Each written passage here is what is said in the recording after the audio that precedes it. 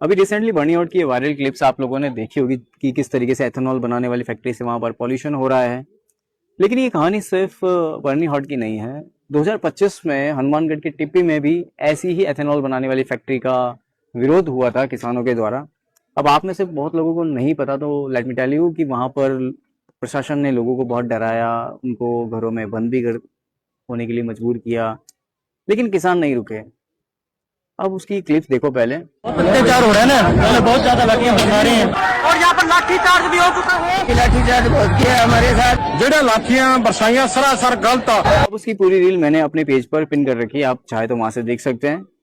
और उस वक्त गवर्नमेंट ने कहा था कि हमने एथेनॉल बनाने वाली फैक्ट्री के लिए जीरो डिस्चार्ज पॉलिसी को अपनाया है एंड इससे पॉल्यूशन नहीं होगा। तो जाहिर सी बात है, जहां जहां एथेनॉल बनाने वाली फैक्ट्री लग रही थी उन सबके लिए ऐसी पॉलिसीज बनाई होंगी। सो माय पॉइंट इज कि अगर सब जगह ऐसी पॉलिसीज बनाई हैं या बनाई थी, तो वो रेगुलेट क्यों नहीं हुई? और शायद इसीलिए हम पॉल्यूशन में बहुत आगे हैं, हम पॉल्यूशन कम नहीं कर पा रहे हैं। और रही कसर सरकार में बैठे लोग पूरी कर देते हैं, वो काम ही नहीं करना चाहते हैं, उनके हिसाब से पॉल्यूशन हो ही नहीं रहा है। अभी बर्निहाट में भी यही हुआ।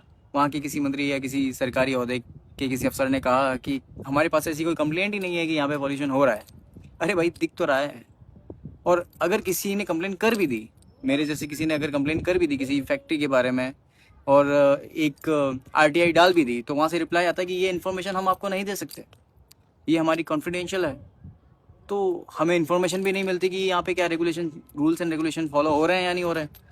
तो अब क्या करें, आदमी क्या करेगा? तो अब आप इस चीज से अंदाजा लगा सकते हो कि हम किस तरीके की लाइफ जी रहे हैं। क्या ये गुड क्वालिटी लाइफ है या हम सिर्फ सरवाइव कर रहे हैं?